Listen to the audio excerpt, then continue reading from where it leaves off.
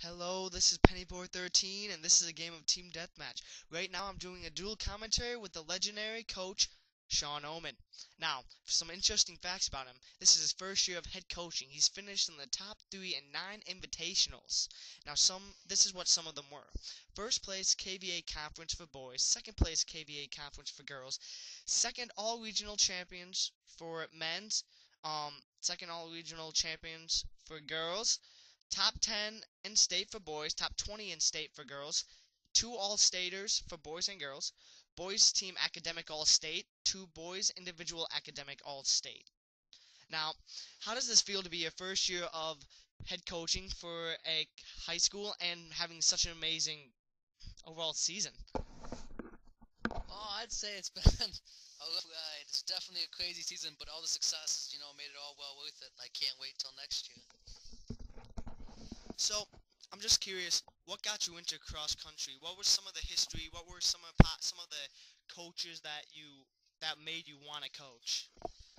Well, when I was young, the guy who lived across the street from me was the old coach at the high school in town. His name was Bob, and he told me I was going to be a good runner, and then I moved on, and in high school I had some very good coaches, Mr. Higginson and Mr. Fries, that kept me going and taught me everything I know.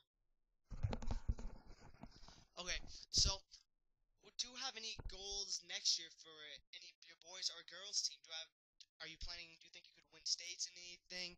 Or are you planning on moving on if you get the chance to go to college to coach college kids? Is that your goal? What is overall your whole goal for when you're done?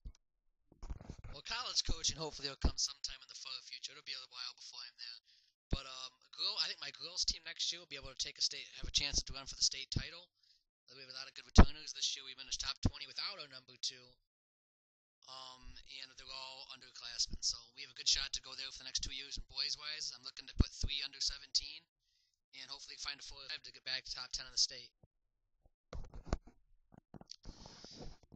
So everyone knows you from Call of Duty. I've talked about you a lot. We've played some good commentaries together and stuff. So overall, just how did you get this job? Because I had one person inbox me and they were curious how someone your age was able to get this job. Because usually you have to start small and go big, and it takes some years. Well, coming out of high school, instead of running in college with all the offers I had, I decided just to stay in town and coach the middle school. And I coached there for 2 years. 2.5. I started coaching track there in my junior year of high school. And then I got asked if I wanted to move on and become an assistant coach, and then the other coach resigned, and they hired me to take over, and now they've hired me full-time now for all the seasons I want to be there for, which is, being so young is an honor, and it's unbelievable. So, did you have any downs this season? Because it seemed like all you had were ups. It seemed like everything went your way, and it seemed like a miraculous season. And how did the parents respond to you?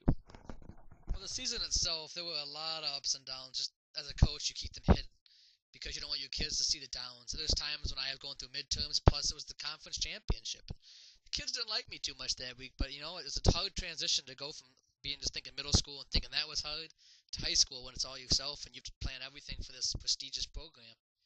But the parents are very supportive, surprisingly. Usually parents you have issues with, but the parents are very supportive, very generous, I couldn't believe it for a 20-year-old coach coming in. They wanted to help out as much as they could.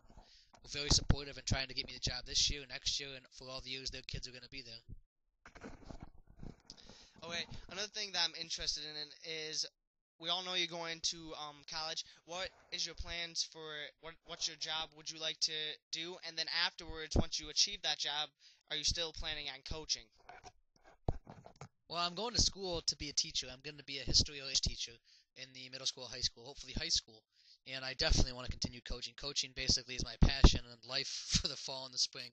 I spend hours upon hours just planning things, planning workouts, looking up statistics for the opponents.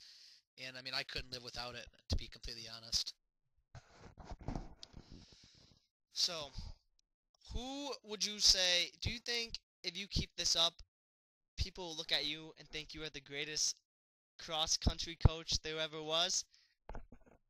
Well, in the high school perspective, I doubt it. In any perspective, I doubt it. You look at Joe Newton from York High School in Illinois as the best high school coach of all time.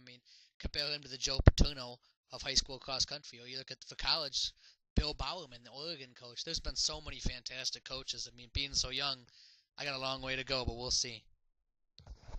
So, from some of you may not know, like I've been saying, he's had a fantastic season, and now they might want him to join the track team. Would you be interested in that?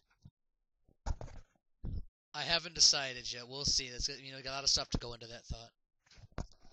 Okay, thank you very much for this interview. Would you like to say anything else that comes to mind? What you stand for, how you practice, and why, and different strategies or anything, or would you not like to give those up?